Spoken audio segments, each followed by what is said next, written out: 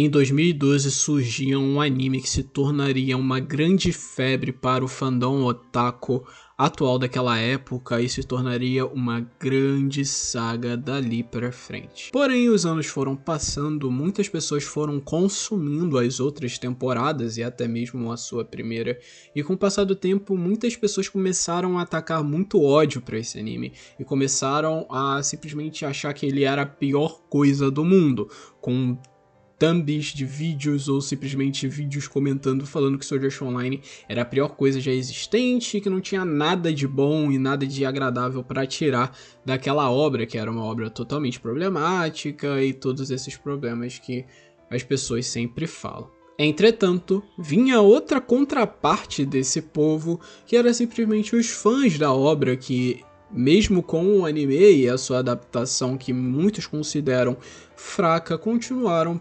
perseverando ali, gostando do anime e diziam sempre que a novel era melhor e que a novel tinha coisas que poderiam ter sido melhores aproveitadas no anime. E com muita curiosidade, eu que tenho Sword Art Online como um dos meus animes favoritos há muito tempo e me apaixonei pelo anime, quis tirar essa curiosidade e ver se realmente a novel é tudo isso no qual falam.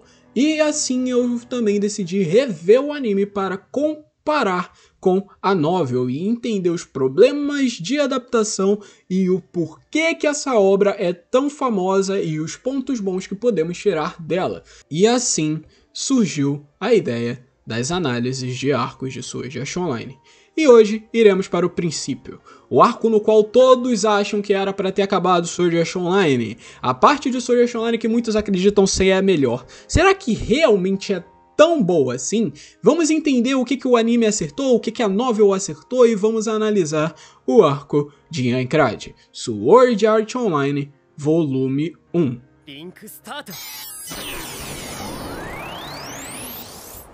Então se prepara, pega a sua pipoquinha, já deixa o seu like, comenta o que você discorda ou concorda comigo quando chegar ao final do vídeo. Também não esqueça de acessar a nossa página no Twitter, Sword Art Online Bra. Lá a gente sempre traz as melhores notícias de Sword Art Online atuais. E também vai aí na descrição e acesse o canal do parceiro aqui do canal, o Central Sword Art Online, canal do Otávio, nosso parceiro que está nos ajudando bastante a reerguer esse canal.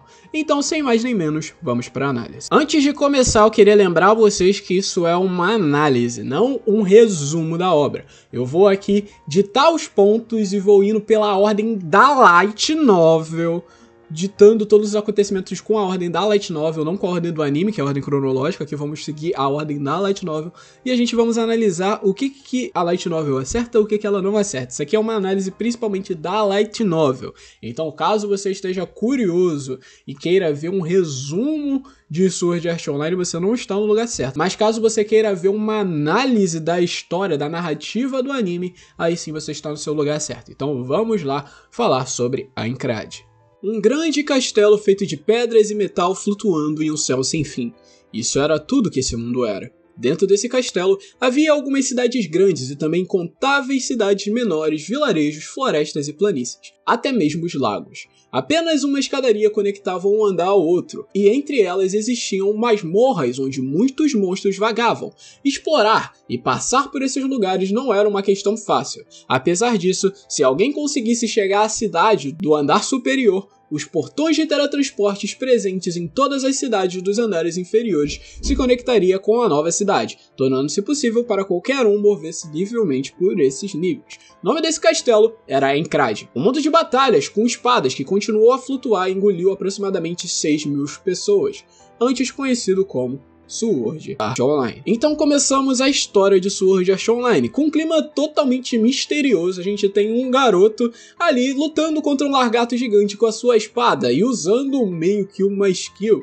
E ali a gente tem todo aquele conceito de pensar que aquilo é uma realidade e a gente vai sendo todo ali explicado para aquele conceito de MMORPG e a gente está simplesmente ali no 74º andar de Aincrad. Ué, como assim? No anime de 2002 a gente começa e tem toda a explicação do que é o Sword Art Online, mas aqui na novel a gente começa no 74º andar?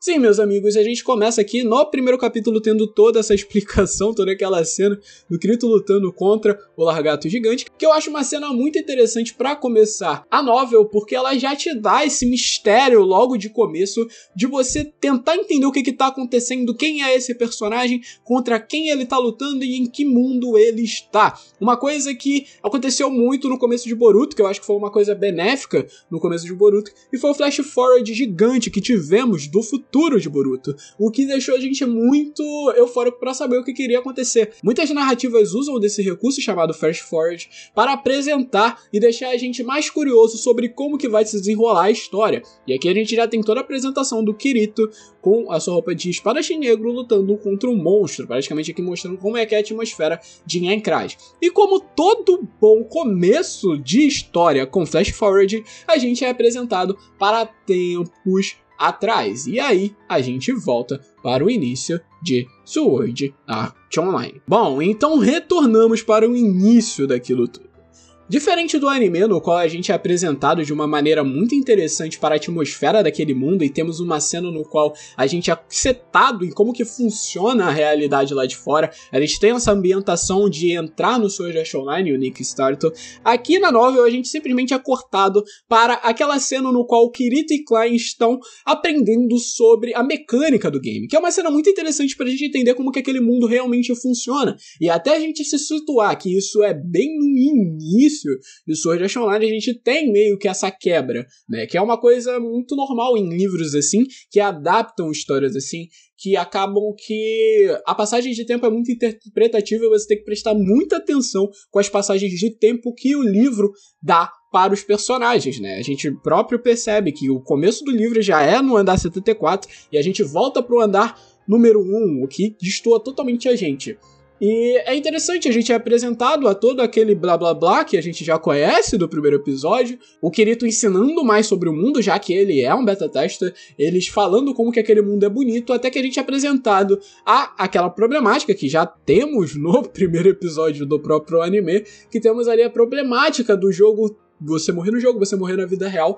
E o desespero da novel é muito mais crível do que o desespero do anime, que eu acho que é interessante, mas é muito rápido por ser ali uma season premiere, eles correm com esse conflito de desespero de Sword Art Online, e aqui na novel também não é muito diferente, eles também correm, mas eu sinto que é muito mais bem setado esse início, né? E eu acho muito interessante as ideias que o Henki Kawahara tem nesse início, que fazem Sword Art Online ganhar esse peso. É interessante porque a gente tem essa visão de não saber o que está acontecendo no mundo de fora, eles realmente não sabem se eles morrerem, eles vão realmente morrer na vida real, porque eles só simplesmente viram Kayabaki e Rikuko falando aquilo naquele discurso, eles não têm nenhum tipo de confirmação que isso realmente é uma realidade, e se torna até uma coisa que transforma o desespero no jogo, porque eles acreditam nessa notícia e eles não tentam burlar essa notícia, eles não tentam realmente matar a curiosidade porque eles têm medo disso acontecer. Muitas pessoas no começo do jogo, eles simplesmente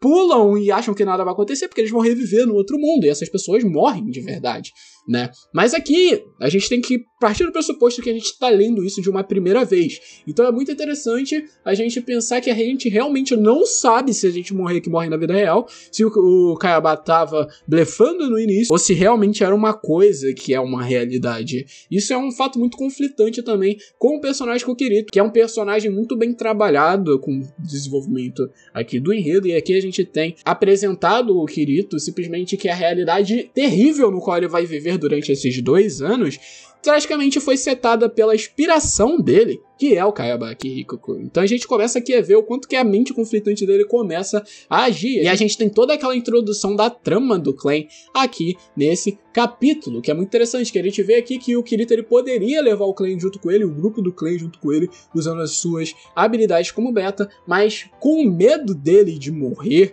por ele ser uma figura mais covarde e também pelo o jeito dele de querer o mais rápido possível conseguir arrumar um jeito de sair do primeiro andar, ele deixa o clã por ali e vai viver naquele mundo, mas ele deixa o clã e ainda fica uma parte dele, um arrependimento dele, que é muito bem mais desenvolvido com o passar da narrativa desse primeiro arco, e é um desenvolvimento aqui que a gente parte do pressuposto que vai acontecer futuramente e realmente acontece futuramente aqui na narrativa. Eu acho muito interessante, eu gosto de como funciona essa narrativa do Klein, e é muito interessante porque aqui praticamente o Kirito e o Klein se separam e o Kirito parte do pressuposto que ele vai zerar o game, não importa o que aconteça. E bom, saímos do primeiro episódio do anime e agora vamos para uma parte da light novel que não existe no anime, que eu acho que foi um erro muito grande, independente dos episódios que vem adaptando o volume 2 desse meio entre o episódio 1 até o episódio 8, independente desses episódios, eu acho que eles deixaram de desenvolver coisas que eu acho que seriam muito importantes para deixar o anime de Sword Art Online, a ambientação de Aincrad, ser uma coisa menos filler do que foi apresentado no anime. Porque a minha opinião sobre o que acontece entre o episódio 1 e o episódio 8 é que simplesmente a gente anda para vários lugares e não temos o foco principal do game sendo apresentado. E é uma coisa que a novel número 1 funciona muito melhor do que o anime. E aqui a gente vai entender. Simplesmente a gente tem a descrição que a gente já tem no segundo episódio do anime, de simplesmente um mês de jogo, 2.000 pessoas foram mortas e que eles venceram o primeiro andar depois de não sei quanto tempo, mas a gente não tem toda aquela descrição. Aquela descrição fica para Progressive. Em falar em Progressive, eu recomendo que vocês assistam o audiobook Progressive, no qual tem aquele episódio 2 de Sword Art Online, no qual foi um episódio original do anime primeiramente, mas depois foi adaptado para Progressive, e Progressive pega todo aquele episódio e destrincha mais a problemática dos beta testers, que é uma problemática que cerca o Kirito, mas no momento daqui do volume 1 de Aincrad, isso não é tão desenvolvido assim no quesito inicial como que é em Progressive. Progressive dá muito esse peso a mais para o Kirito em Aincrad, que não é simplesmente o personagem que todo mundo acha, sendo que simplesmente só o primeiro 1 já deixa claro que o Kirito não é esse Chad que todo mundo acha que ele é super fodão e essas coisas. O Kirito é um personagem muito mais bem complexo do que isso, e a gente vai conversar sobre isso com o passar do análise. E aqui a gente tem todo o desenvolvimento sobre como que foi criado os grupos. Eu acho isso muito interessante, porque aqui a gente já tem apresentado uma temática que no anime eu senti muita falta, de como é apresentado principalmente a trama do exército. Que quando você chega em umas cenas mais lá pra frente, vocês vão entender mais desse drama quando a gente chegar lá, relacionado ao exército, a gente tem muito mais peso quando a gente conhece a história do grupo, né? Que é um grupo que desenvolve ali uma trama mais observadora, né? Eles tomaram conta ali dos primeiros andares e eles ali dominam o Black Iron Prince e todas aquelas paradas. Então, tipo, eles eram um grupo que tinha muito potencial para ser um grupo muito incrível. Mas com o passar dos anos, a gente acaba vendo que eles não são um grupo que realmente predomina. E aqui a gente tem todo o desenvolvimento de como são divididos todos os grupos de Aincrad. Eu acho isso muito interessante, porque a gente tem conceitos que poderiam ser apresentados no anime que não são apresentados, como um conceito das pessoas que restaram, e a gente descobre detalhadamente o que aconteceu com todas as pessoas de Sword Art Online. E a gente tem uma informação muito legal para dar mais peso dramático à questão de morrer na vida real, que é simplesmente a primeira morte noticiada de Sword Art Online. E olha como que ela funcionou, quanto que dá um peso dramático a mais para a questão de morrer no Sword Art Online. A pessoa que teve a honra de ser o primeiro a ter seu nome cortado apareceu 3 horas depois do início do jogo. A razão da morte não fora uma derrota para o monstro, foi um suicídio. Ele acreditava na teoria que, de acordo com a estrutura do Nevergear, se uma pessoa sair do sistema, ela automaticamente recobraria a consciência. Por isso, ele pulou em uma fenda de metal ao norte da cidade, abaixo do castelo voador, que era em Aincrad. Não havia nada visível, apenas um céu infinito com várias nuvens. Vários jogadores o viram. Um garoto pequeno caindo e gritando enquanto finalmente desapareceria entre as nuvens. A curta linha cortou o nome do garoto sem misericórdia 2 minutos depois. A razão da morte fora queda no meio do ar, e eu não quero nem imaginar o que ele sentiu durante esses 2 minutos. Não havia como saber se ele retornou ao mundo real ou, como Kayapa tinha dito, teve o cérebro fritado. derrotado. E é interessante a gente ver essa trama do garoto, porque a gente já é totalmente introduzido ao peso dramático que é realmente a morte do Sword Art Online, que a gente tem o exemplo mais banal possível de uma criança sendo morta, e praticamente ele não morreu por simplesmente tentar lutar, ele morreu por suicídio, por ele simplesmente acreditar nessa teoria sobre a morte, o que é uma coisa super dramática, que era uma história aqui que poderia ser implementada de maneira original aqui no primeiro andar de Aincrad mesmo, né? Eu acho que isso vai estar no filme de Progressive, porque vai dar um grande peso a mais para a gente pensar, meu Deus, se uma criança morreu de suicídio e talvez se ele morreu de verdade ou ele não morreu de verdade, eu não sei. Eu só sei que eu não vou arriscar isso, parece uma cena de filme de terror, o que é uma coisa que eu sinto muita falta em Aincrad. No anime a gente tem o contraponto, né, que a gente é apresentado a história do volume 2, que dá todo o peso dramático de como que ia morrer no Sword Art Online, com a Sachi e os gatos ali, mas acontece que eu acho que mesmo com aquela trama não ficou tão bem desenvolvida essa questão da morte, assim, no anime, mas aí é mais questão pessoal minha mesmo, de pensar que o anime, ele foi pra uma linha que eu preferia que fosse mais parecida com a da novel, e nesse caso a novel tá muito melhor nesse quesito. E aí a gente volta para o andar 74, a gente vê aqui que a gente só deu uma passadinha para ambientar o começo do mundo de Aincrad, e a gente pula de novo para o andar 74, o que mostra aqui o quanto que o Kawahara ele rushou muito a história, e é uma coisa que muita gente tem ódio, mas Progressive tá aí para resolver esse problema, para quem queria Sword Art Online aí para acompanhar todos os 100 andares. Tem Progressive, que é uma novel que pega toda essa parte de Aincrad, então lá tem tudo isso desenvolvido. E eu acho aqui que é muito interessante como que ele parte do pressuposto de apresentar o Fast Forward, vamos para a apresentação dos personagens e agora vamos para o conflito que vai perdurar por todo esse volume 1, e é o conflito que realmente aqui a gente vê que é o arco que o Kawahara quis focar em Sword Art Online. Ele não quis focar em como que funcionaria um RPG, ele não quis focar na premissa inicial dos 100 andares e essas coisas todas, não. Ele pulou 74 andares, isso não é à toa. Kawahara, em momento algum, quis que Sword Art Online fosse a primeira temporada apenas, e eu queria que muitas pessoas entendessem isso.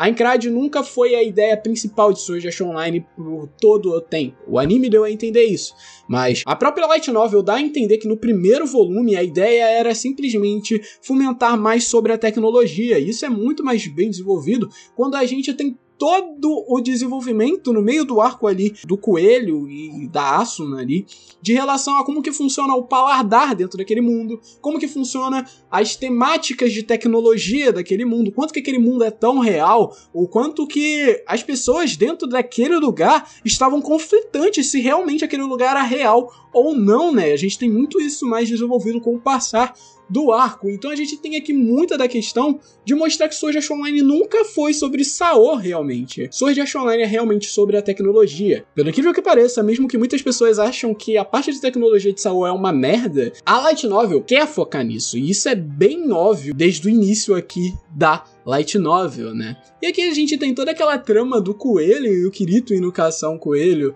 de classe S, e é muito interessante porque aqui a gente tem apresentado a dois personagens que eles serão importantes para o desenvolvimento desse volume. A gente tem o Eijo, que já é o ferreiro aí que a gente já conhece do anime, aquele saradão, fortão, que simplesmente é o pai do Julius. Muitas pessoas falam que é o pai do Julius, e o visual dele é muito parecido com o Terry Crews mesmo, né? Aqui a gente tem todo o desenvolvimento do Eijo com o Kirito, mostrando aqui a amizade deles e o quanto que eles são íntimos nesse arco, e a gente tem todo o desenvolvimento do casal Kirito e Asuna, que aqui a gente entra em dois contrapontos, cara. Eu gosto muito como esse casal funciona na novel. Segundo a novel, Asuna é uma garota que Kirito conheceu, que é da famosa guilda do Knights of the Bloods, que já foi apresentada quando apresentaram todos os grupos daquele mundo, e ela é uma pessoa que ele sempre conhecia em batalhas, e sempre trocava, assim, conversas, mas era mais aquela amiga de batalha, aquela amiga que você simplesmente só encontra em momentos de pressão. E em nenhum desses momentos, mesmo eles se conhecendo por 2 anos, que a gente já tinha passado 2 anos de Sword Art Online, eles nunca tiveram realmente uma relação profunda profunda, eles nunca se aprofundaram. Era realmente aquela relação de respeito um pelo outro. E é bem interessante a gente ter esse desenvolvimento, porque é algo que é apresentado em muitas séries de TV e nego não reclama muito sobre simplesmente um casal, ele já se conhece de muito tempo, eles só simplesmente nunca tiveram essa proximidade. E aqui o Kawahara usa essa atmosfera da apresentação do item raro e de cozinhar o item raro para dar essa desculpa pro Kirito conseguir ter um relacionamento desenvolvido com a Asuna e apresentar mais dos outros personagens e a trama principal desse arco. Ou seja, ele cria pra gente um motivo bobo que no passar do tempo acaba se tornando todo o arco que a gente conhece aqui no volume 1, né? Uma coisa que muitas pessoas usam, né? Aquele clássico conceito do efeito borboleta, que é simplesmente aquele conceito que a gente já conhece de simplesmente um balançar de árvores no Brasil pode causar um terremoto ou um tsunami no Japão. Isso é uma coisa que Sword Art Online usa muito nesse primeiro arco, porque coisas que são apresentadas de maneira bobinha acaba se tornando um arco de personagem muito interessante, ou coisas que a gente nem percebe direito, ou simplesmente passarem muito rápido, acabam voltando e fazendo um caos na nossa vida. E é simplesmente uma técnica que o Kawahara usa em todo o tempo, se a gente for analisar as coisas cruciais que acontecem nesse volume 1. Pensando, qual seria a chance de você entrar num VRMO pela primeira vez e você cair num jogo de vida ou morte? Quase nula. Praticamente aqui simbolizando o efeito borboleta, que é simplesmente você entra para jogar um game, quando aquele game ele pode ser o causador do fim da sua vida e de uma tragédia enorme. E a gente continua nesse efeito. Simplesmente aqui a gente tem apresentado o Skinachi of Bloods e a Asuna na vida do Kirito. E tudo isso mudou totalmente como o Kirito enxerga aquele mundo ali, e mudou também totalmente como que ele levou o Sword Art Online com o passar do tempo, mudou a vida dele totalmente. Então, pequenas coisas, pequenas ações que vão aparecendo na vida do Kirito acabam influenciando a vida dele de uma maneira positiva e de uma maneira negativa também, né? Que a gente vê os prós e contras dessa teoria do caos, desse efeito borboleta, que é muito interessante da gente pensar na obra desse jeito, pensar em como que a narrativa foi construída. Então seguimos e temos uma cena que foi cortada no anime, mas que tem na novel, que é simplesmente o Kirito e a Asuna na floresta, e eles acabam deparando com o exército pela primeira vez. E essa cena é muito interessante, porque a gente tem setada como funciona um exército de uma maneira bem mais detalhada. Então seguimos com o decorrer na narrativa, e temos ali uma treta do Kirito com o pior personagem desse arco. Sim, eu tô falando do Kuradeo. E toda essa narrativa do Kurandeal, ela começa bem interessante até. A gente tem toda essa questão de como que funciona a guilda, né? A gente vê o quanto que é meio chato até você estar com todas aquelas burocracias, a Asuna ser praticamente uma princesinha mimada ali pelo povo do Knight of the Bloods, e isso aí transforma na gente achar que, tipo, isso tá muito estranho, a relação ali do Kurandeal com ela é um pouco meio controladora demais, né? Porque ela quer ali ter um momento de liberdade com o Kirito, e o Kurandeal fica enchendo a merda do saco dela, né? E a gente tem todo esse desenvolvimento, e a gente segue ali com uma conversa dos dois personagens ali, tendo esse entrosamento a mais, até porque eles já se conhecem há muito tempo, a gente vê uma normalidade na conversa deles, o que transforma até o desenvolvimento do casal deles bem mais crível do que poderia ser, né? Se eles simplesmente estivessem se conhecendo naquele momento, não ia fazer nenhum sentido. Eles já se conhecem de muito tempo. Isso é muito bem transpassado. Eles jantam juntos e ali a gente tem toda essa questão do casal começar a ser bem desenvolvido. Até que a gente tem ali um questionamento que eu acho muito interessante. Temos vários nesse capítulo, que é sobre o personagem do Kayabaki Hiko. Ele é um mistério que vai se perdurando com o passar da narrativa, e a gente tem muitos momentos que os protagonistas e os próprios personagens questionam por que o Kayaba faria tudo isso, o que ele iria pensar. E a cena, principalmente quando o Kirito e a Asuna saem ali daquele jantar e estão olhando para os céus questionando sobre, é uma coisa que ficou bem curtinha no anime, mas eu sinto que na novel, junto com os pensamentos do Kirito, aquilo cresceu para algo que fica na nossa cabeça de pensar aonde está Kayabaki Hiko e o que ele está pensando, o que aconteceu com ele depois que ele criou Sword Art Online, até que a gente tem toda a explicação lá pro final do volume, mas vamos continuar. Aí voltamos para o capítulo 7, temos aquela cena engraçadinha de clichê de anime que infelizmente existe na novel também, então eu não posso muito defender o Renki Kawahara nessa cena, que é a cena que a Asuna cai em cima do Kirito e o Kirito fica palpando os peitos dela pensando que é uma bolinha macia, e aquilo ali é uma clássica cena de anime que a gente já conhece em todo esse tempo. Então é só mais uma cena sendo repetida, e infelizmente esse é um tipo de cena que se repete também lá pra frente, mas muita gente acha esse tipo de piada fofinha, então eu super entendo as pessoas acharem isso aqui até que engraçado. Mas seguindo a narrativa da Night Novel, a gente tem ali a luta do duelo contra o Corandiel e o Kirito, que é muito interessante que a gente já tem apresentado aqui como que funciona o PVP dentro desse mundo, e a gente tem essa luta e a gente vê aqui o quanto que o Corandiel é muito arrogante e o quanto que o Kirito é famoso também, né? Ele já é conhecido pelo seu pseudônimo ali, de seu espadachim negro e de seu player solo ali, que geral já conhece como um beta tester e tal, até por conta de uns boatos que a gente acaba descobrindo por conta de Progressive. Mas como a gente não tá partindo do pressuposto de pegar as coisas que o anime adapta, a gente tá indo pela novel, vamos continuar seguindo pelo o que a novel tá apresentando pra gente, o que deixa a gente até curioso pra saber o que foram os feitos do Kirito, já que foram pulados muito tempo aqui dos andares, né, já fomos pulados para o andar 74, então, tipo, temos muita coisa ainda que poderia ser explicado, que vai ser explicado futuramente, no volume 2 é um pouco mais explicado o porquê que o Kirito é tão conhecido desse jeito, né, e aqui a gente tem lá o Kirito lutando contra o Corandiel, a gente tem a luta, e é interessante porque a gente tem toda aquela temática do Kirito vencer o Corandiel e o Corandiel usar de uma covardia, que é uma coisa que eu até questiono pra vocês. Como que uma pessoa tão covarde e facilmente ali que se é levado pelas emoções e claramente não aparenta nada ser alguém de um ato de cavalheirismo, iria ser uma pessoa que iria ser de uma alta patente dos Cavaleiros do Sangue? Cara, não tem o mínimo sentido, sabe? Você pensar no personagem do Corandiel, com todo como foi apresentado ele, só se ele for uma pessoa muito assim, que ficava muito reclusivo na dele, pra ele conseguir entrar ali e ser muito bem respeitado naquela guilda, né? Eu não consigo imaginar isso, mas a gente pode partir do pressuposto que principalmente ele estava sendo uma pessoa mais reclusiva e estava ali escondendo esse lado maligno que ele tem.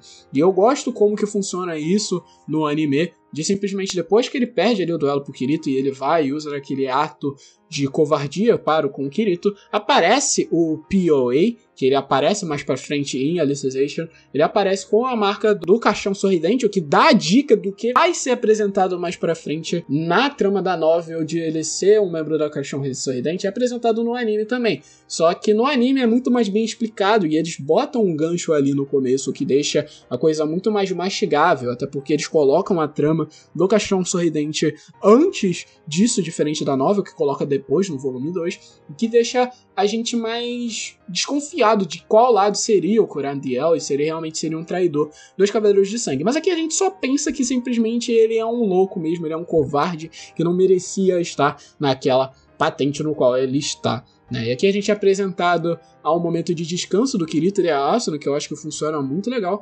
E aqui a gente tem uma cena que foi cortada do anime, mas que tem na novel, que eu acho que ser cortada do anime tira um pouco do peso do que é apresentado na luta ali dos Demônios dos Olhos Azuis, que é a cena que Kirito e Asuna estão na floresta e eles acabam vendo o exército passando ali como se estivesse marchando, e no meio dessa cena a gente tem ali a Asuna e o Kirito se escondendo. O Kirito empresta o casaco dele e bota em volta da Asuna para eles ficarem camuflados ali na floresta, que é uma cena que chega até a ser fofa para quem gosta do casal, mas o que eu acho interessante dela é que ela seta muito bem como que são o exército e por que eles estão muito na merda ultimamente, e o quanto que eles serem muito reservados a ficarem nos andares iniciais deixaram eles muito para trás dos personagens que estão na linha de frente, que são o Kirito e a Asuna, que a gente vê ali na luta contra o Green Eyes, que é o Demônio de Olhos Azuis. Eu prefiro chamar ele de Demônio de Olhos Azuis do que de Green Eyes, e eu espero que vocês compreendam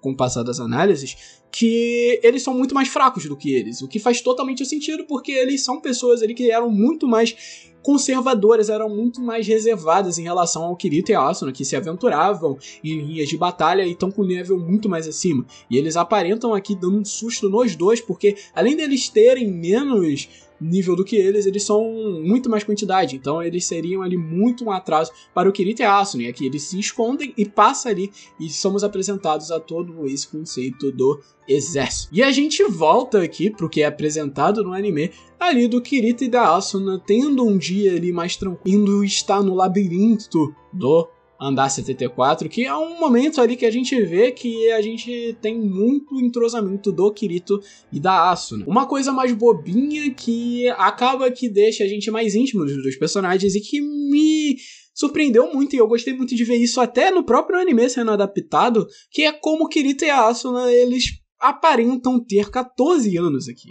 Eles, em momento algum, mesmo com as ideias mirabolantes do Kirito e a inteligência dos personagens, eles têm momentos que eles mostram ser muito mais joviais, eles mostram ter esse jeito mais jovem neles. E é legal porque a gente tem toda essa ambientação do Kirito e Asuna realmente terem 14 anos, as interações deles são muito bobinhas, eles funcionam ali como duas pessoas que realmente são bem simples até no seu conceito, e como o Sword Art Online, com o passado decorrer da novel, acaba que mostra que no mundo virtual é muito mais intenso do que o mundo real, faz muito sentido o como que o casal ele começa a se apaixonar e se formar, porque até aquela questão mais simples e mais corrida da própria novel e do anime acaba se transpassando aqui porque os sentimentos deles são muito mais intensos aqui. E quando eles passam por situações intensas, que a gente vê que eles vão passar com o passar do tempo aqui na novel, a gente consegue comprar muito mais o Kirito e a Asuna terem um relacionamento deles, né? E é interessante a gente ver isso, e na novel eu acho que foi muito bem transpassado, e no anime também foi uma adaptação aqui que eu gostei, né? E aí eles seguem no labirinto e acabam encontrando o The Green Eyes, que é o demônio de olhos azuis, e eles se assustam, e é muito interessante porque na novel e no anime funciona da mesma maneira. E temos apresentados a trama do exército, que eu acho que é uma trama muito legal aqui, porque simplesmente a gente já era apresentado pela trama de conservadorismo do exército, e aqui a novel se sobrepõe de novo ao anime, e a gente vê o quanto fez falta para eles realmente estarem na frente de batalha e estarem se dedicando a finalizar o jogo e entrarem aos 45 do segundo tempo. Porque aqui a gente é apresentado, o Clan volta novamente aqui, depois de ter aquele abandono do Kirito no começo, ele volta aqui na série e vê o Kirito com uma outra pessoa. O que é também muito interessante pro personagem do Clan, que a gente vê ali uma visão do personagem do Clan, no qual ele vê o Kirito de uma maneira muito mais madura e ele vê ali o quanto que o personagem está evoluindo. O Clan ele volta nessa situação justamente para servir de um certo apoio pro Kirito, pra gente ver ali o quanto que o Kirito evoluiu, né? O que é uma coisa que muita gente acha uma merda, eu já acho que isso é um pouco meio ruim também, mas não tanto que nem o povo acha, de certos personagens chegarem e ter um recurso narrativo simplesmente para mostrar um certo desenvolvimento no personagem do Kirito, né? E aqui a gente tem o Clan servindo disso, mas eu não acho que seja ruim, porque o Clan ele já teve ali o seu papel de início ali, já foi apresentado, a sua trama já foi apresentada dos amigos, e a gente vê ele junto dos amigos, mostrando que com o passar desse tempo, ele conseguiu sobreviver a todo o caos do Sword Art Online. E aí, a Asuna avista o exército, eles veem o exército e temos ali a cena e toda a problemática do exército querendo um mapa, eles têm um mapa e eles vão pra frente do labirinto. Mas quando eles vão para essa frente do labirinto, tem uma cena que eu achei impagável de incrível na novel, que é simplesmente quando começa a vir os gritos e o desespero do Kirito querer chegar e salvar eles, né? A gente vê o quanto que o Kirito ele se importa com um grupo, o quanto que ele se importa com armadilhas, o quanto que ele tem medo das pessoas morrerem aqui. Que é uma coisa que é muito mais bem transpassada no volume 2 e na história da Sachi, que no anime, pra quem assistiu um anime, já é muito bem entendível porque que o Kirito tá tão desesperado. Mas pra quem tá lendo a novel pela primeira vez e não entende nada da história, a gente fica com essa curiosidade de saber o porquê que o Kirito se preocupa tanto com as pessoas, sendo que ele é um jogador solo. E o porquê que ele é jogador solo se ele funciona tão bem com a Asuna. E a gente passa a entender um pouco mais disso com o passar do tempo. E aí temos a luta do Kirito contra o Green Eyes. E aqui tem duas coisas. Eu acho essa luta muito melhor no anime por questões de coreografia e como que ela é bem conduzida no anime, mas eu gosto muito de como ela se desenrola até a parte que o Kirito dá o Starbusters Trem na novel, porque a gente tem muito drama, a gente pensa muito, a gente talha na cabeça do Kirito, a gente começa a raciocinar o que tá acontecendo, e as coisas começam a acontecer, e a gente fica desesperado, todo mundo fica desesperado até o Kirito realmente ir ali e usar desse mistério, que é a skill que ele vem escondendo desde muito tempo, que a própria Asuna diz no diálogo que eles estavam mais calmos ali, que ele estava escondendo alguma coisa, por ele simplesmente usar uma espada de mamão, mas ele não usar escudos.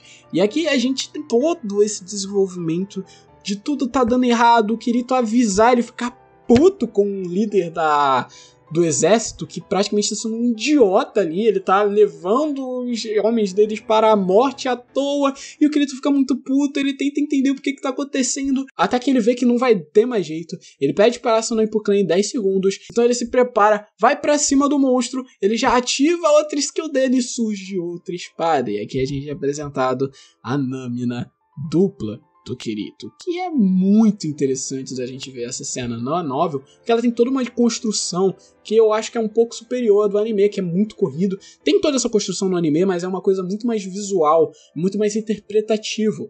E tem certas pessoas que só conseguem entender algumas coisas de anime de forma expositiva. Muitas pessoas reclamam quando tem expositividade demais, exemplo Boku no Hero, que sempre mostra quais os poderes dos heróis do próprio anime, mas tem gente que reclama quando não tem coisa jogada na cara e fala que é mal desenvolvido. Simplesmente a gente vendo aqui os nuances do Kirito, quanto que ele tá se sentindo traumatizado, e tem ainda gente que fala que isso é sem peso, é sem emoção, é sem graça, é genérico.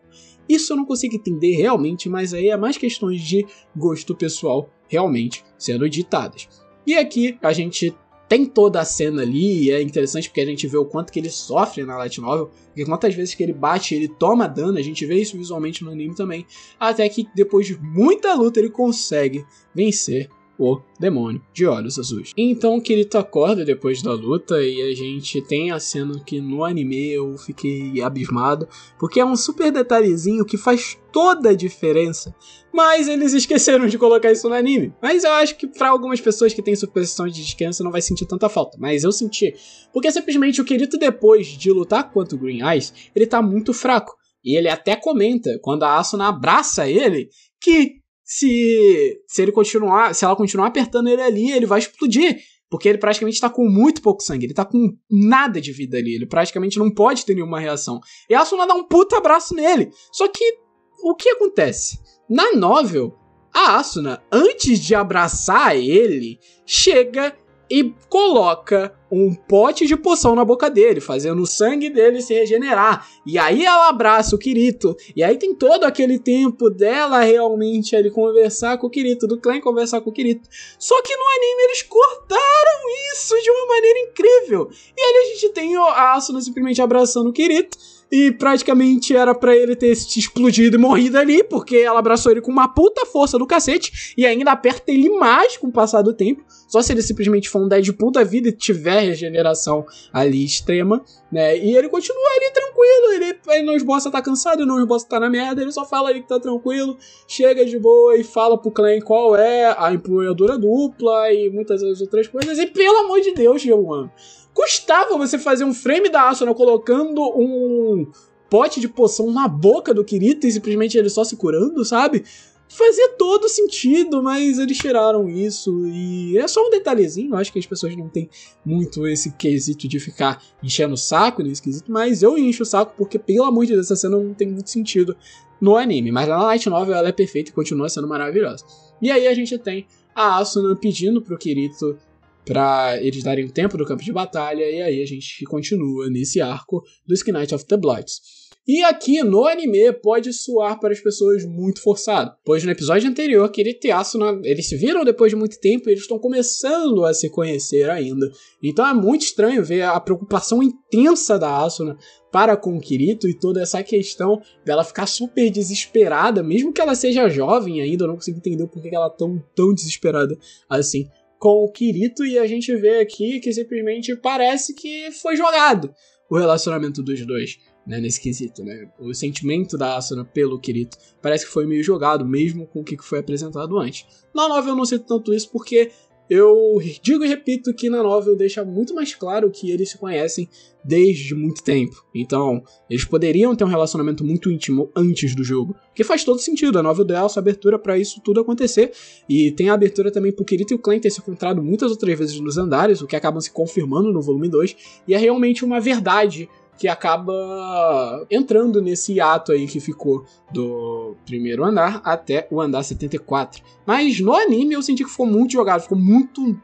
faltou alguma coisa no quesito do casal, e é uma coisa que eu sinto, assim, do Kirito e da Asuna, né? Eu sinto eles muito mais fracos no anime do que na novel, mas aí é questão pessoal. E antes de terminar essa questão da luta do Green Eyes, a gente tem o fechamento ali, que é o Clay super orgulhoso do Kirito, né? Desenvolvendo aí, resolvendo o conflito que ele tem desde o início, que o Clay, mesmo não transparecendo, ele se sentiu abandonado pelo Kirito, e o Kirito, ele sente que abandonou o Clay, mas o Clay, ele fica feliz, porque ali o Kirito, diferente de antes, no qual ele era muito covarde, fugiu das obrigações e quis ali lutar pela própria sobrevivência, ele não prezou a própria sobrevivência e ele lutou pelos outros, os membros no qual ali estavam fadigados do exército, e ele lutou, deu sua vida para poder salvar. Isso é muito interessante, mostra aqui o quanto que o personagem do Kirito evoluiu, e o Clay fica muito orgulhoso. Essa cena é muito bonitinha, mesmo sendo um ponto ali pequeno, é um fechamento de arco que poderia ser muito mais bem desenvolvido se o diretor da primeira temporada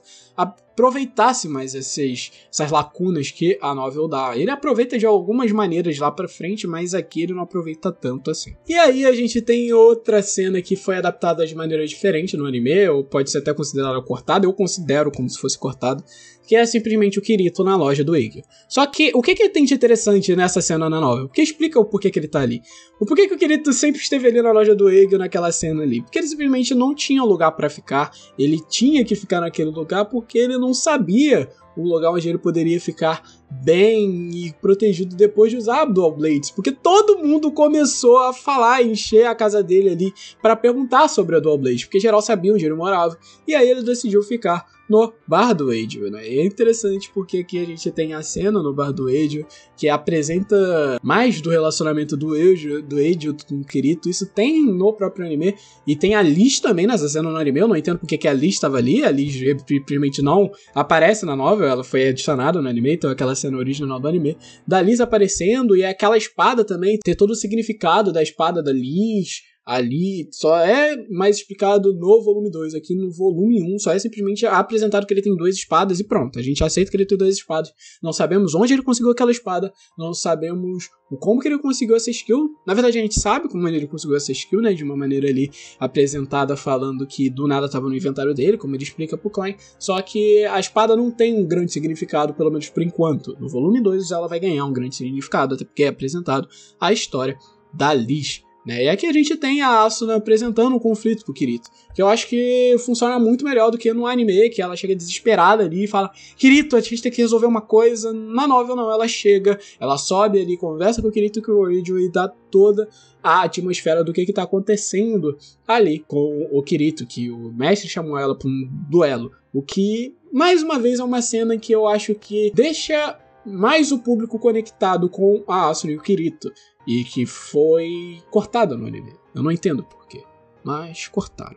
Fazer. E aí temos um diálogo de Kirito e Asuna indo para o castelo dos Knights of the Blood, que também foi cortado no anime. E eu gosto muito desse diálogo, porque é um diálogo que ali mostra o quanto que o Kirito e a Asuna estão começando a desenvolver um sentimento de gostar um do outro, e eles estão agindo como quase namorados. Eles só não se beijaram ainda. E é interessante porque a sinergia deles é tão natural que a gente já entra no casal, e a gente já aceita que é um casal, tipo, já indo sendo formado, porque a sinergia deles é muito boa.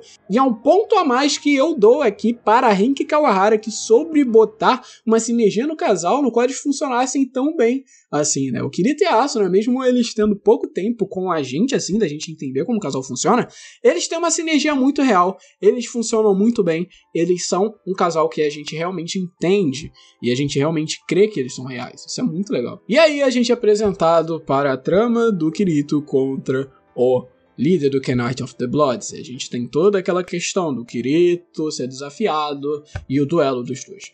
E o duelo dos dois funciona da mesma maneira do que a novel, a gente não tem muitas coisas ali sendo mudadas, então eu não vou comentar muito sobre isso, vocês já conhecem. Kirito ali, de alguma maneira, algumas coisas estranhas acontecem, o tempo para, e o Kirito acaba sendo acertado e ele perde por Radcliffe. E é praticamente a mesma cena, não muda muita coisa, que a adaptação do anime. A luta no anime e na novel foram muito parecidas, então não tem muita diferença nesse quesito. E depois o Kirito perder, a gente é apresentado ali aquela cena que eu acho que funciona muito melhor na novel do que no anime.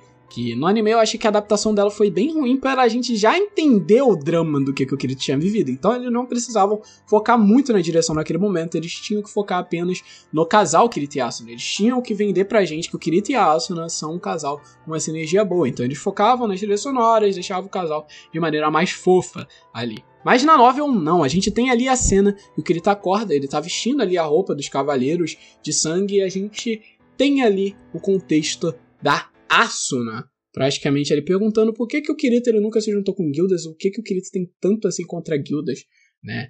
E o Kirito acaba que diz sobre a história dos Moonlight Black Cats. E a história na novel me arrepiou quando eu li. Isso é uma coisa que eu sinto que obras assim como Sword Art Online, que usa muito suspense, tem que usar mais. E essa cena no anime perdeu a graça, porque a gente já sabia da história e perdeu mais do peso. Porque, pensa comigo, aqui a gente tem a Asuna perguntando pro Kirito por que ele não aceita as guildas. E o Kirito diz toda a história, que ele tinha uma guilda no passado, que era o Moonlight Black Cats. E a gente pensa que ele tinha uma guilda no passado. Alguma coisa aconteceu com essa guilda, mas a gente não sabe realmente o que aconteceu.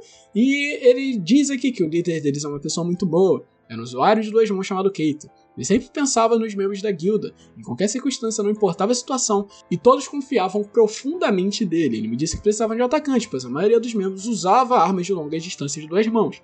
E ele continua dizendo a história, né? E aí o Kirito diz da história, né? Da Sachi, de tudo que aconteceu. Da Sachi querer alcançar sua mão e aí matar o monstro, matar todos que entraram naquela sala armadilha. E deixa a gente todo apreensivo de ficar, Jesus, aconteceu isso tudo com o protagonista, por isso que ele é desse jeito. Por isso que tá sendo desenvolvido daquele jeito antes de ele entrar na sala do andar 74. E aí a Asuna perguntou o porquê que sobreviveu. E aí o Kirito ele repete o monólogo que o cara falou pra ele antes dele morrer, né? Que o cara pergunta pra ele como ele sobreviveu. E aí o Kirito fala realmente que ele é, né? Que ele é um beta tester. Aí o cara chega e fala que um bitter como você nunca tinha o direito de se juntar a nós. Mostrando aqui já uma nova palavra pra gente que nunca tinha sido apresentada antes. Que é a bitter, que a gente já tem explicação no segundo episódio do anime, mas aqui a gente não tinha.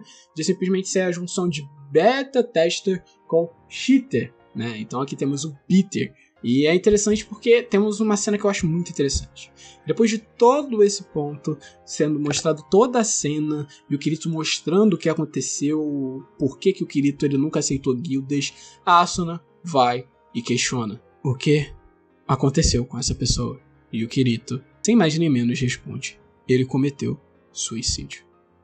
E aí temos toda a descrição que o corpo da Asuna estremeceu na cadeira e ela fica, tipo, sem expressão, que é a expressão que a gente fica também, porque a gente não pensa que, tipo, meu Deus, o cara escolheu morrer depois de todo esse drama que foi apresentado dos Moonlight Black Cats. O quanto que isso foi dramático, o quanto que isso é pesado, sabe? A gente sente esse tipo de coisa lendo a novel. E é uma coisa que eu senti falta no anime, porque no anime ficou uma cena cortada, porque a gente já sabia tudo que aconteceu com os Moonlight Black Cats. Ia ser só mais do mesmo, e eles cortaram, com toda a razão. Mas eu acho que funciona melhor como a novel funciona. De simplesmente deixar de uma maneira de suspense, deixar a gente pensar, deixar a gente ficar curioso pra saber o que foi essa história, pra no volume 2 apresentar pra gente e a gente chorar igual nenéns. Mas no anime a gente não teve isso, a gente foi apresentar a primeira história e depois a esse contexto. O que vocês acham que funciona melhor? Simplesmente essa trama do Kirito ser mostrada primeiro, com a cena do anime, mostrando ali toda a questão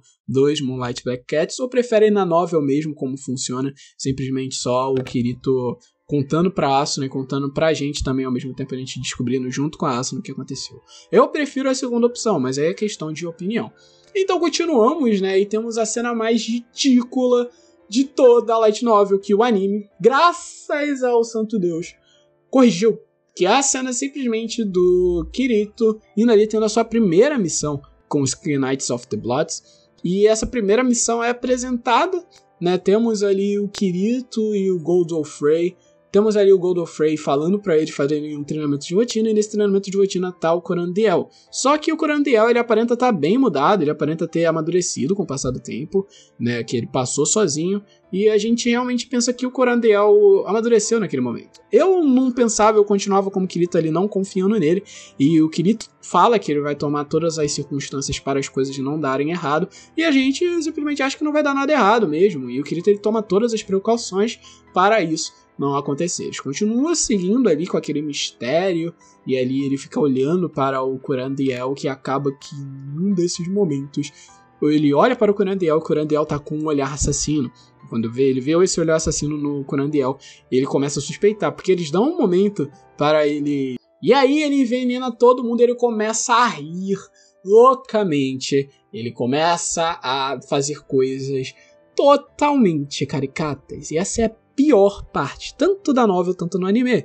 Mas o anime conseguiu deixar essa cena um pouco melhor, porque na novel isso é horrível. Ele dá pulos estridentes, ele fica abrindo, ele fica rindo, ele fica dando risadas totalmente psicopatinhas, totalmente, sabe, totalmente figuradas. Não parece realmente que ele é um personagem real, né? No anime era só o Kirito e o Godofredo, mas ali tem mais outras pessoas com o Kirito na novel. E ele mata os outros ali com uma facilidade, tranquilo, assim, tipo, ele mata e só vai, ele vira uma máquina de matança, assim. Mas no anime, não. Ele mata o Godofredo e ele demora um tempasso pra matar o Kirito, tá ligado? O que eu acho que é muito ruim, cara, porque te tira muito da cena, né? Eu tava lendo isso na light novel, e isso me tira muito da cena, me tirou muito, eu não senti que a coisa tava fluindo, demorou muito, o Corandiel sendo aquele clássico psicopatia, focou muito nele sendo clássico psicopatia, não focou muito nos pensamentos do Kirito, o que pode ser usado como um tipo de elipse. Elipse, para quem não sabe, é uma técnica no qual simplesmente as coisas funcionam, o tempo funciona de maneira diferente do real ali, da própria história, né? Tipo, uma cena de 2 minutos num filme pode ter simplesmente 20 minutos e não tem motivo, não tem mudança. E não tem mudança, continua sendo 2 minutos na história, ou simplesmente pode ter passado 20 minutos e o filme omitiu essa elipse. E aqui no anime é muito rápido, né? A gente vê as expressões do Corandiel, a gente não tem muita descrição dele. Mas lá na Light Novel é horrível, cara. Fica o Corandiel ali praticamente mostrando que a língua dele tá saindo pra fora, ele falando várias paradas estranhas. Ele rindo, o Kirito descobrindo que ele era do Caixão Sorridente, ele explicando o que é o Caixão Sorridente pro público que ainda não conhece Caixão Sorridente. E, mano, me desprendeu muito da leitura. Eu não tava conseguindo levar isso realmente a sério. E quando eu tava simplesmente nessa parte, eu só simplesmente queria passar logo dessa cena. E foi a cena mais ridícula de todas. No anime, ela é muito boa porque ela é rápida. Ela é toda ridícula, ela continua sendo uma merda. Só que ela é rápida. Isso é interessante porque passa rápido as coisas e realmente a gente sente que a cena existe. E o Corandiel não é um personagem. Ele ainda continua sendo um personagem caricato, mas ele não é tão assim fora da realidade como ele é na Light Novel.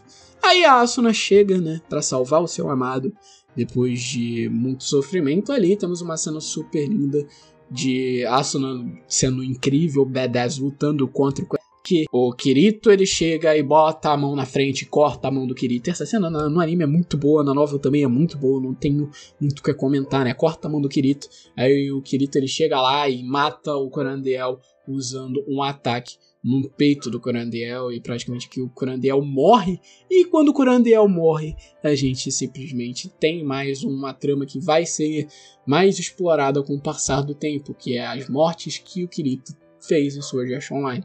A gente consegue presenciar essa do Corandiel logo de começo, e a gente vê o quanto que matar deixou o Kirito atordoado, e a Asuna não queria que o Kirito também matasse. E aqui a gente tem a Asuna praticamente pedindo desculpas pro Kirito, por justamente ela ter colocado ele nessa posição. E aí o Kirito e a Asuna tem todo aquele diálogo lindo sobre proteger um ao outro, e a Asuna vai fazer o máximo para isso não acontecer de novo, e vai proteger o Kirito quando o Kirito estiver passando por problemas, não vai sair mais de perto do Kirito, e o Kirito vai proteger a Asuna também, e o Kirito entrega a vida dele para a Asuna. No anime e na novel, essa cena é muito bonita, eu realmente acho ela muito bonita. Então temos outra cena cortada no anime, mas é uma cena bem bobinha, de simplesmente a Asuna tá monitorando com o mapa enquanto esperava por ele. Então temos a explicação do que aconteceu ali, da Asuna ter corrido atrás do Kirito, e ela fala que é o poder do amor e toda essa questão do qual fez ela ir tão rapidamente atrás do Kirito. Cena muito fofinha, eu acho ela muito legal e já mostra que, obviamente, que eles são um casal depois daquele beijo que eles deram um no outro. Então aqui já praticamente temos o Kirito e a Asuna funcionando como casal.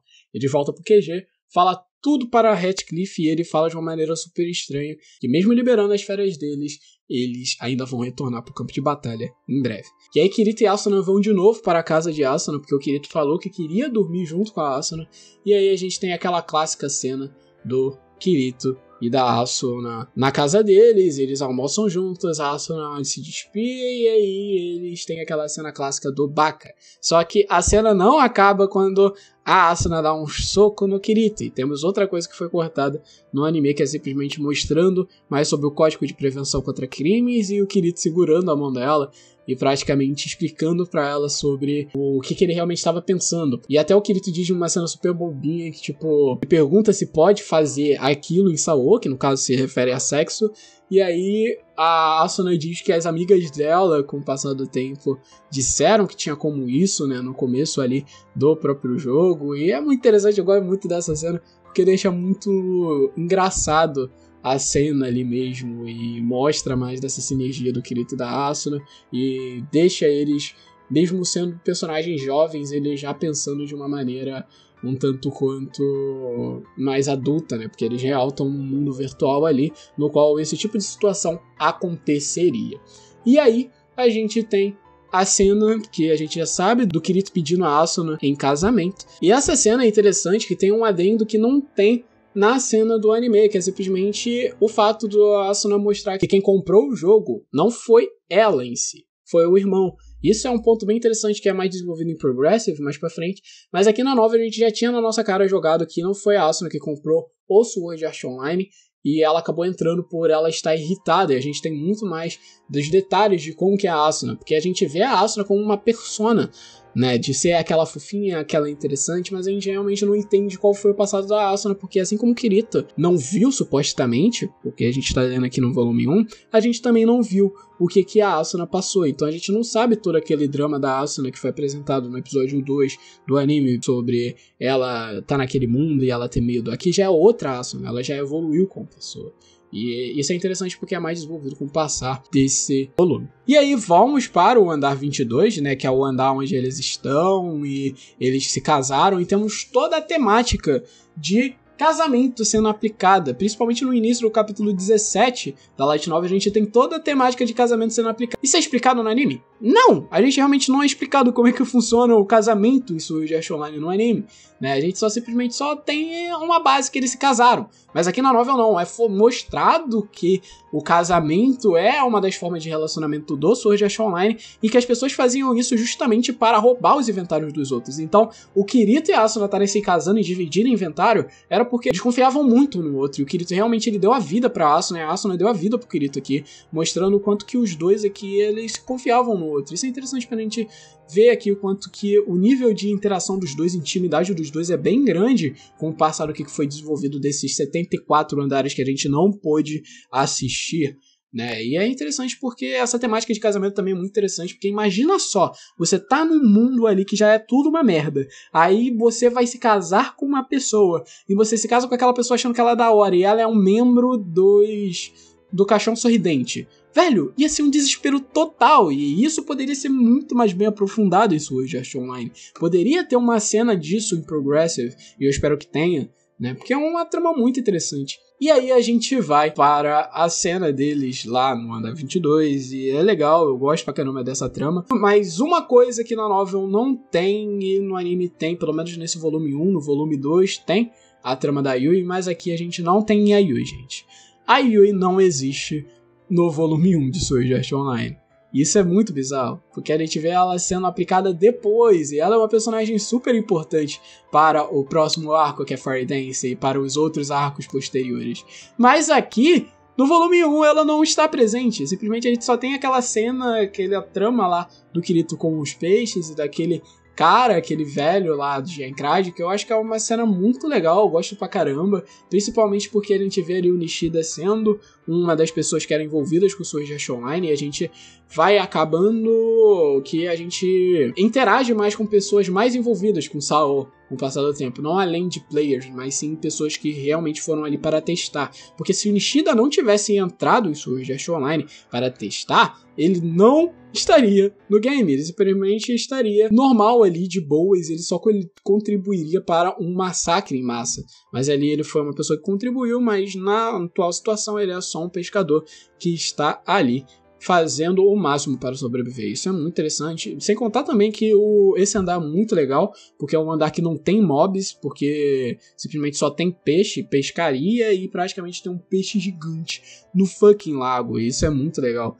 Eu gosto também muito da cena do peixe, de toda a questão ali do Kirito e Asuna tentarem ter esse momento de paz, só que acaba que o momento de paz não dura muito, eles conseguem capturar o peixe, comem com o Nishida, e então eles recebem mensagens de Ajin de Clan e do Ratcliffe falando que eles estão trabalhando duro para tentar concluir o 75º andar, e algumas pessoas morreram nesse processo. Então eles simplesmente só chegam e vão até o campo de batalha novamente. E quando voltamos, a gente já tem todo aquele contexto das coisas estarem dando muito errado no Sao e eles estarem precisando voltar ali, que eu acho que é até uma desculpa do próprio Ratcliffe ali para eles voltarem e ter aquela cena que a gente já conhece no final do próprio arco, né? Mas aqui a gente tem, eles voltam e eles são ambientados ao o novo boss. É interessante porque a gente já vê aqui o quanto que o peso desse boss é muito grande. A gente já viu o boss do 74º andar e o quanto que ele era forte, o demônio de olhos azuis,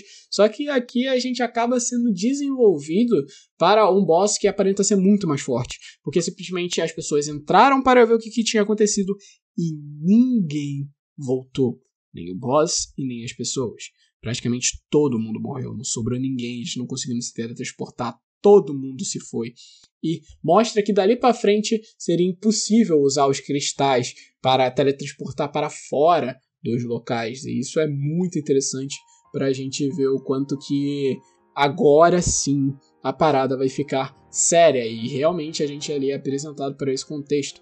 E é interessante porque depois de ser apresentados nesse contexto, a gente tem uma cena que mostra mais a humanidade do Kirito.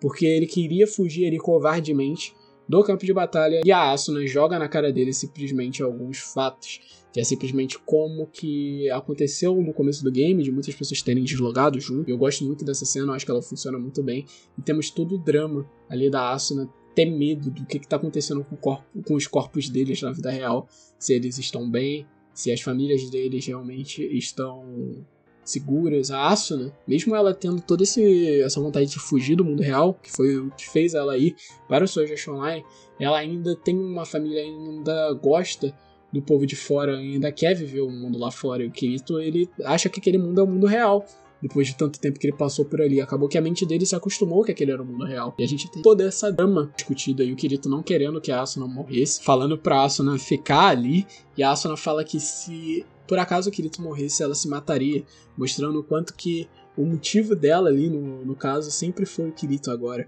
Agora eles são muito mais fortes, unidos, e o Kirito não quer que ela morra, ela não quer que isso aconteça. Então a Asuna vai junto com eles, e aí eles vão para essa batalha contra o chefe. É interessante porque eles têm toda essa reunião, né? A gente vê o Eiji, o Klein de novo, dois personagens que foram introduzidos, com o meio desse próprio volume, né? Eles voltando agora nesse final de volume, praticamente mostrando que a gente não esqueceu os únicos personagens que foram pertinentes nesse volume 1, né? Diferente dos personagens que foram no volume 2, que poderiam aparecer aqui também? Poderiam, mas eu tenho certeza que ele não pensou na história nesse momento ter muitas pessoas, né não? Henki Kawahara simplesmente só fez essa história e é isso. Aí depois ele fez o volume 2 simplesmente pra completar, né? Porque aqui tem muito buraco pra ser preenchido, né? E é preenchido com o passar do tempo. E aí temos o diálogo de Ratcliffe sendo uma pessoa super da hora, super poderoso ali, mostrando o quanto que ele é um cara honrado né, o Radcliffe, ele aparenta ser muito misterioso nesse início. E a gente vai pra essa luta do Andar 75, e uma coisa que eu gosto muito é das inseguranças do Kirito e o quanto que ele é covarde nessa luta. A gente contando com a vez que ele não queria sair da cabana, mas ele foi. Da vez que ele chegou pra Asuna e não queria que ela fosse pro campo de batalha, e ela foi. E agora da vez que o Kirito ele tem medo de entrar ali, porque ele tá com medo de perder a Asuna e de morrer também, né? Ele tá sendo muito covarde. E essa covardia do Kirito é uma coisa que é muito bem mais transpassada na novel. No anime eu senti que foi bem fraquinho nesse quesito, né, mas ainda mostra o quanto que o Kirito é um personagem covarde nesse início de trama. Com o passar do tempo ele acaba evoluindo, tipo, ele consegue lutar para proteger as pessoas, ele ainda precisa de um desenvolvimento com o passar do tempo, ele ainda continua sendo uma pessoa muito covarde em relação a essa problemática dele, né? E é interessante, aqui a gente tem simplesmente o começo da cena contra o boss, que eu acho impagável, tanto no anime quanto a Light Novel, que eu acho que é a parte mais bem adaptada da Light Novel até o final, é essa luta final, simplesmente a luta final do boss e a luta contra o Radcliffe. Eu acho que ela funciona muito bem. Toda essa problemática do Skull Reaper chegar e matar todo mundo, esse desespero, todo mundo não sabe o que vai acontecer, do Kirito e a Asuna, eles lutarem tanto que eles funcionam como um só. Isso é coisas maravilhosas, ideias que eu acho que ficou muito boas transpassadas para anime, então eu não vou comentar muito sobre essas mudanças aqui. Então a batalha acaba e fica todo aquele clima de suspense. E aqui temos uma cena que no anime eles escolheram de adaptar e ficou legal. Mas na novel eu acho isso aqui excepcional, que é uma coisa que eu senti falta muito. E quando teve um pouco no anime, já foi muito boa a cena. Se tivesse muito, isso seria maravilhoso. Que são os pensamentos do Kirito sobre quem realmente é o vilão final. Que ele tem o pensamento que é o Radcliffe, o vilão final. E é interessante porque a gente vê o quanto que ele raciocina pra chegar nesse ponto, né? Ele não simplesmente tirou aquilo simplesmente do rabo e falou, meu Deus, é o Radcliffe, como ele faz no anime dele pensar. Ele olha pro Radcliffe, pula pro Radcliffe e depois ele explica. Não, aqui tem todo o desenvolvimimento dele pensar, não, peraí. Talvez ele chegou lá e aconteceu aquela coisa com uma velocidade sobre-humana. Eu acabei ultrapassando um limite de velocidade sobre-humana quando eu fui lutar. E do nada ele chegou e travou o programa. Mas, peraí. Ele não pode ser um NPC, já que ele conseguiu fazer todas essas coisas. Ele ainda tá com essa expressão de peso, de drama na face dele. Ele realmente tá sentindo, ele realmente sente as coisas. Ele é uma pessoa, mas uma pessoa nunca conseguiria reagir de uma maneira tão rápida. Então, só havia um meio pra ele conseguir fazer isso. E aí ele chega e pula pra frente do Radcliffe. E tem todo um desenvolvimento gradual do que a cena tá acontecendo, do porquê que o Kirito pensou naquilo, do porquê que ele foi atacar o Radcliffe. E é uma coisa que eu senti falta no anime, porque ele pensa isso, mas no anime é muito mais visual isso também, e eu sinto que são coisas que poderiam adicionar ali com pensamentos.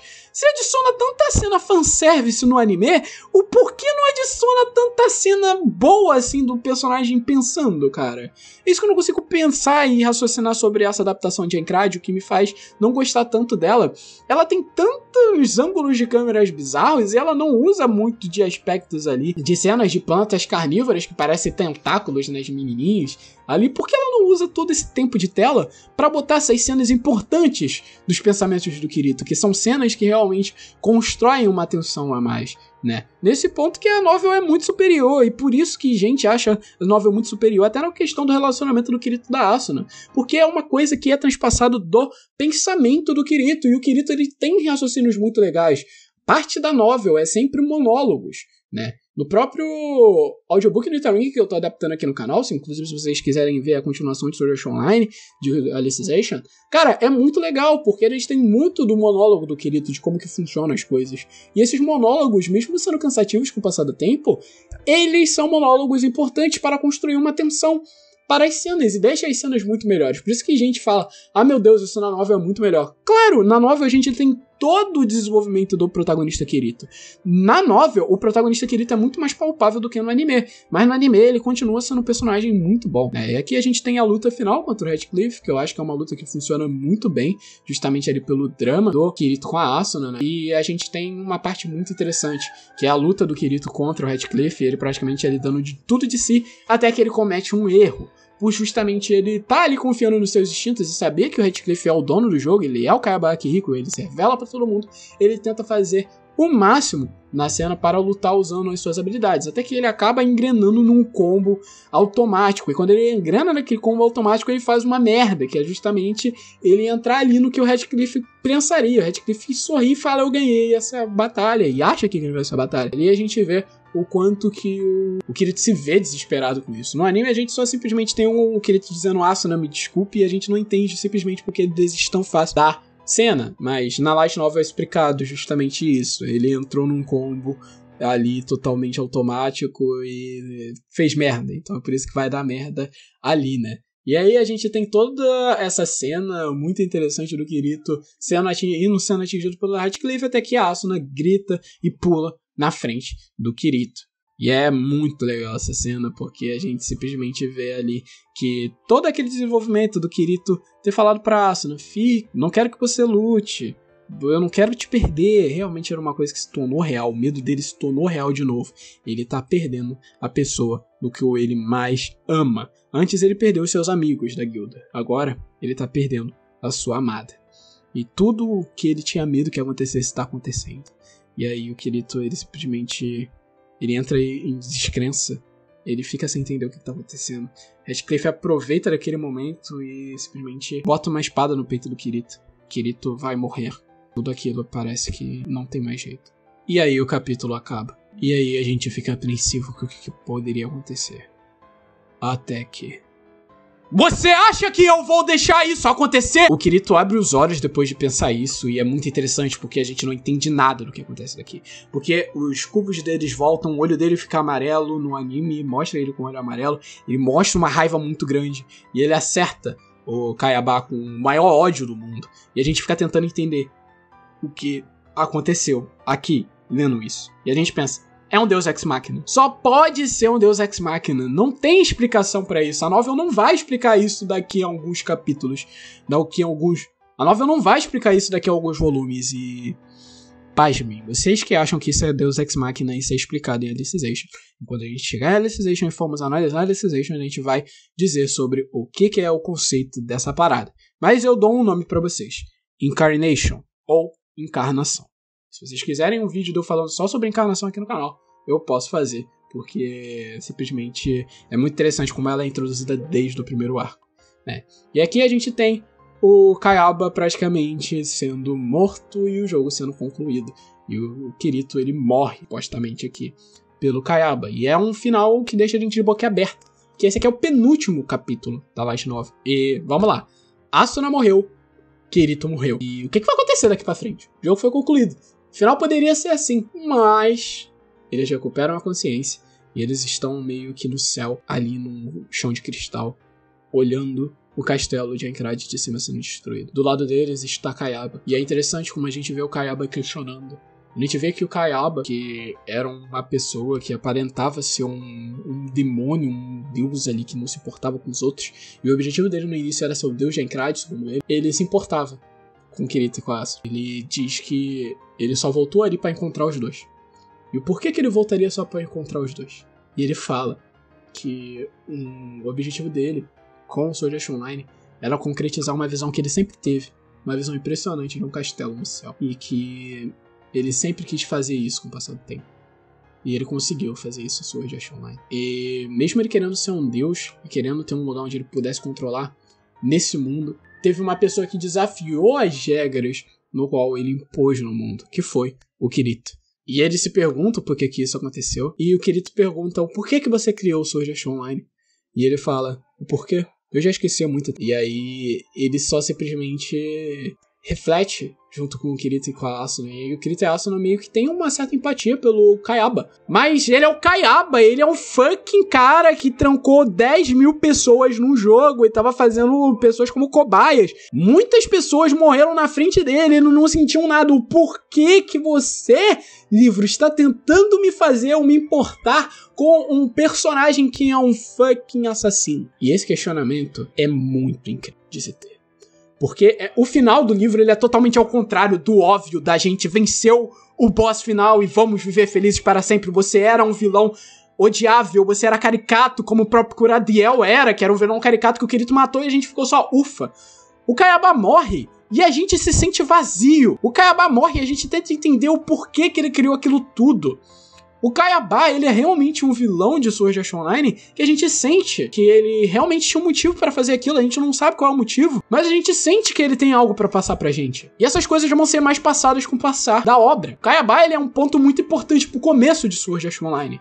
E não, Sword Art Online não era pra ter acabado aqui. Sword Art Online não teria sentido se acabasse aqui, porque tudo que o Kayaba disse aqui vai ser mais explicado com o passar das outras temporadas. Até a Alicization, até o Nital Ring, isso ainda tá sendo explicado. A gente tem que dar tempo ao tempo.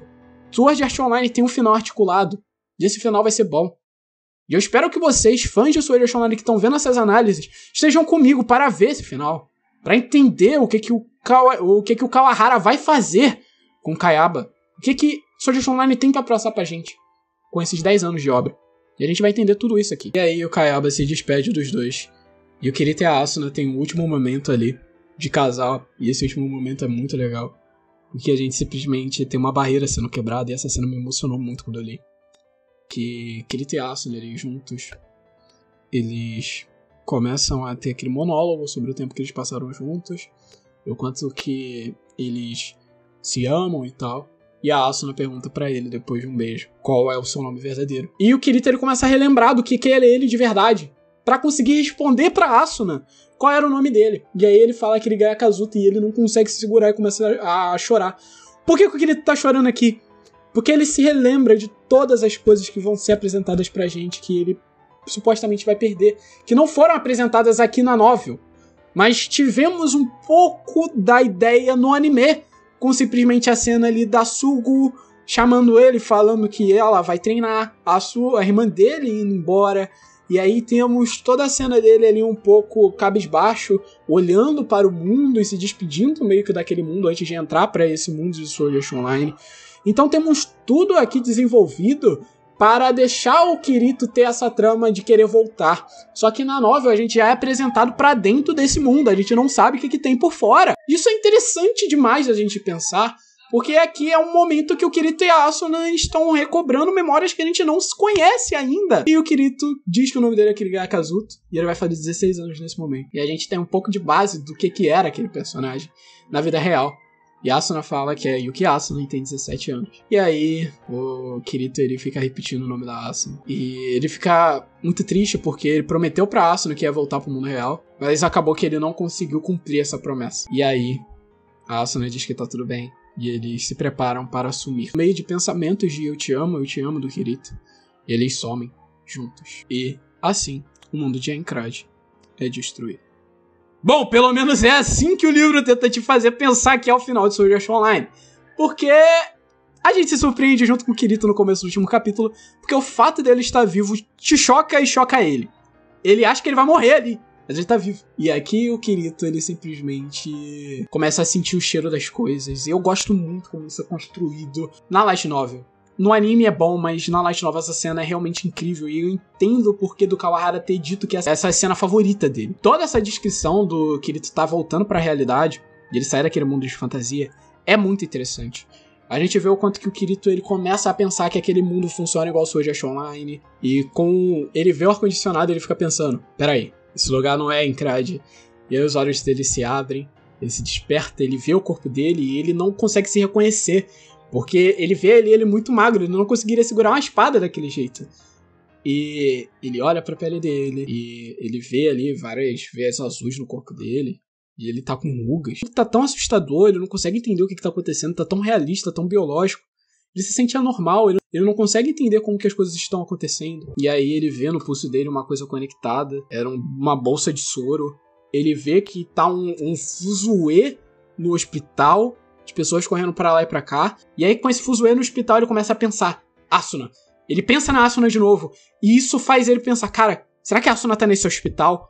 Será que ela tá aqui? Será que eu vou poder ver ela no mundo real? Se eu tô no mundo real, Kayaba disse que ela também foi uma pessoa que venceu esse jogo. Eu tô no mundo real porque foi o presente que Kayaba me deu. Então ela pode estar aqui também.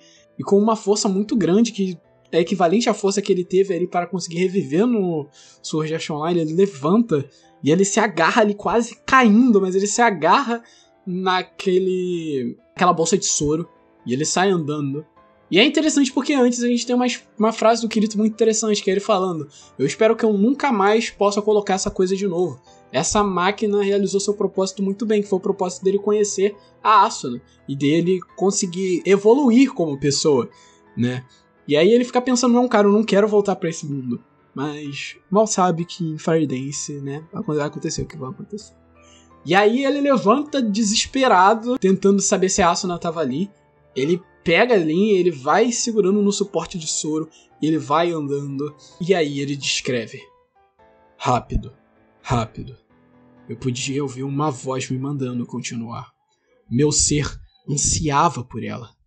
Minha luta não estaria terminada até que Asuna e o Asuna estivesse em meus braços. Com aquele suporte ao invés de uma espada, eu mandei meu corpo dar o primeiro passo em direção à porta.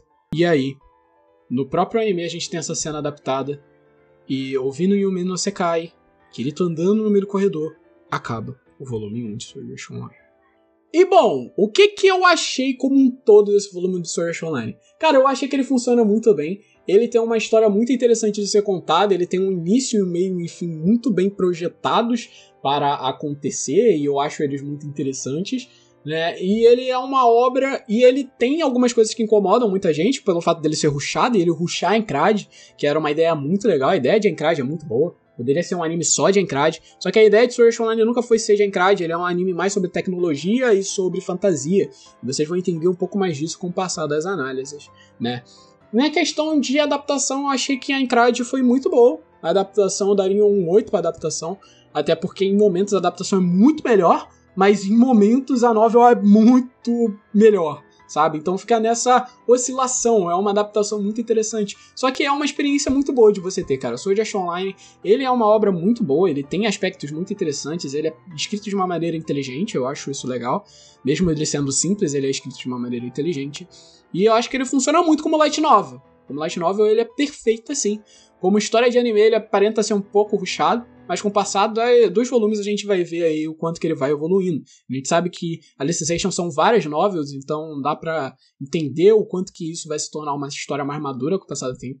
Mas aqui no primeiro volume a gente é introduzido mais a essa questão, e eu acho que funciona muito melhor Kirito e Asuna na novel do que o Kirito e Asuna do anime. Mas aí fica mais pelo seu critério. O que tu acha melhor, Kirito e Asuna na novel ou no anime? O que você acha que foi o melhor ponto da novel? Você concorda comigo que na novel a gente tem muito mais esse lado mais tecnológico de Sword Art Online e que o drama é muito mais bem transpassado? O que vocês estão esperando aí da análise do meu volume 2, do volume 2 de Sword Art Online? E caso vocês queiram comprar Sword Art Online, esse aqui é uma análise do volume 1. O volume 1 não se encontra presente mais no Brasil, né? Está disponível e eu estou esperando aí uma reimpressão, tanto que até fiz um vídeo aqui no Roda Pop do Saul News falando sobre a reimpressão de Sword Art Online, caso vocês sejam curiosos, vai lá. Mas o volume 2 em diante, tenho no Brasil, eu tenho o volume 2, eu vou ler o volume 2 em formato físico e vou trazer essa análise para vocês. E respondendo a pergunta do vídeo, a Aincrad é tão bom assim? Sim, meus amigos, a Aincrad na novel é maravilhosa, é simplesmente um arco muito incrível, eu ganhei muito mais amor por Aincrad depois de ver a novel, depois de ler a novel e ver o anime. Mas a Aincrad no anime eu acho que ele funciona muito lerdamente, eu acho que ele é um dos piores arcos do anime, e a gente vai discutir um pouco mais disso mais pra frente. Mas essa é a minha ideia sobre a Aincrad, espero que vocês tenham gostado da análise, eu não vou falar muito mais aqui, porque deu 1h40 de vídeo e eu ainda vou fazer parte 2 desse vídeo, então vai ser bem grandinho as análises de Saô aqui do canal, mas eu espero que vocês gostem, eu vou fazer com o maior amor e carinho do mundo para trazer aí as melhores análises para vocês. Então é isso, pessoal, nos vemos no próximo vídeo do Roda Pop, não esqueça de seguir a Saô Brian no Twitter e também seguir o Central Sword Art Online, canal focado em Sword Art Online aqui no Brasil. O Otávio é muito brabo, nosso amigo aí, nosso parceiro está nos ajudando a se reerguer e criar o nosso espaço aqui no fandom de Sword Art Online. Então é isso, pessoal, nos vemos no próximo vídeo. Senô, tchau e até o próximo vídeo.